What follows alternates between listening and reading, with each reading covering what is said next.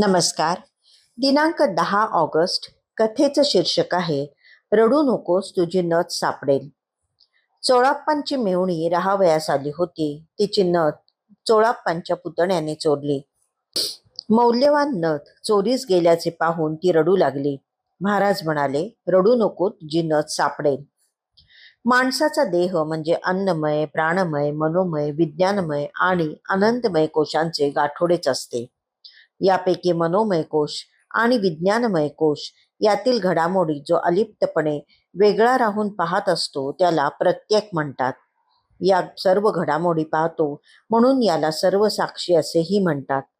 मनात येणाऱ्या भावना व विकार, संकल्प, विकल्प इत्यादी आणि बुद्धीत येणारे सर्व प्रकार या प्रत्येकला कळतात म्हणूनच तो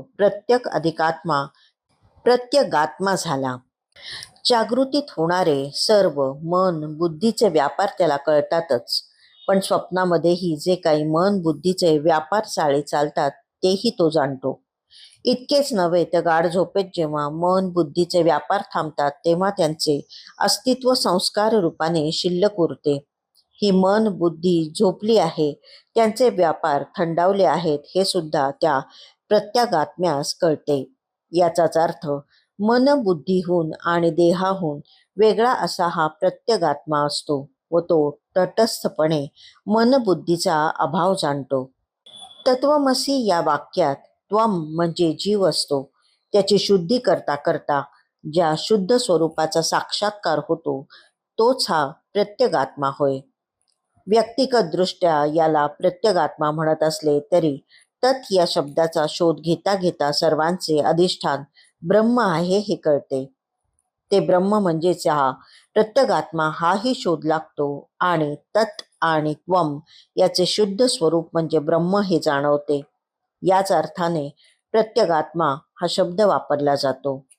जरी व्यक्ती या नात्याने जीवाचे विशुद्ध स्वरूप प्रत्यक किंवा प्रत्यगात्मा असला तरी सर्व सृष्टीला व्यापून असणाऱ्या तत्ला परमेश्वर म्हणतात किंवा पराक म्हणतात. तत्वतः प्रत्यगात्मा म्हणजे त्वम आणि पराक म्हणजे तत् हे दोन्ही एकच आहेत. हे सांगायचं कारण म्हणजे महाराजांचे चरित्र वाचताना त्यांच्या अंतःसाक्षित्वाच्या लीला पानोपानी आढळतात. त्या वाचून थक्क व्हायला होते.